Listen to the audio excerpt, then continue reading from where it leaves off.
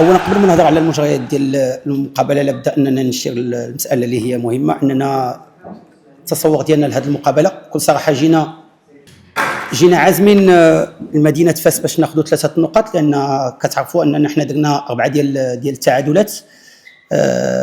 بكل صراحه شاهدت المغرب فاسي اللي كيقدم بدايه ديال الموسم جيد، لاعبين في المستوى.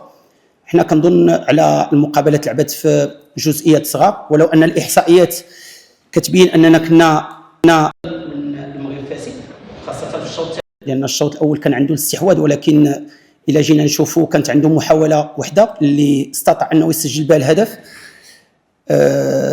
من بعد حنا خلقنا بعض الفرص اللي ما كانت قليله، ولكن الشوط الثاني دفعنا بجميع الاوراق الهجوميه، لان قحمنا اللاعب ياسين بامو مهاجم صريح.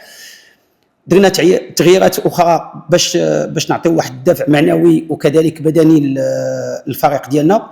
قدرنا اننا نخلقوا 12 محاوله، يعني 12 تير اللي كانت منها 4 كادري، على عكس الخصم اللي ما دار حتى محاوله في الشوط الثاني. جاتنا 3 ديال الزوايا، الاستحواذ كانت فيه 55% طيله اجوال المقابله.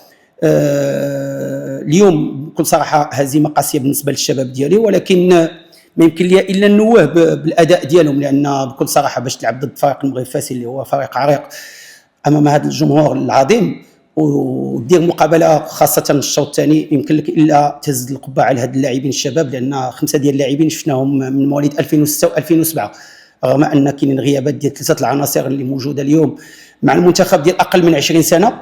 اذا كنقول بهذه المناسبه اخرى ان شاء الله لا خوف على مستقبل اتحاد التوغا. كيتسنانا واحد العمل كبير باش نحاولوا اننا نصحوا بعض الاخطاء، وكذلك نصحوا بعد الهفوات اللي شفت هذه المقابله هذه ان شاء الله الرحمن الرحيم. هنيئا الفريق المغرب فاسي اللي كنتمنى ليه بهذه المناسبه مسيره موفقه في هذا الموسم ان شاء الله.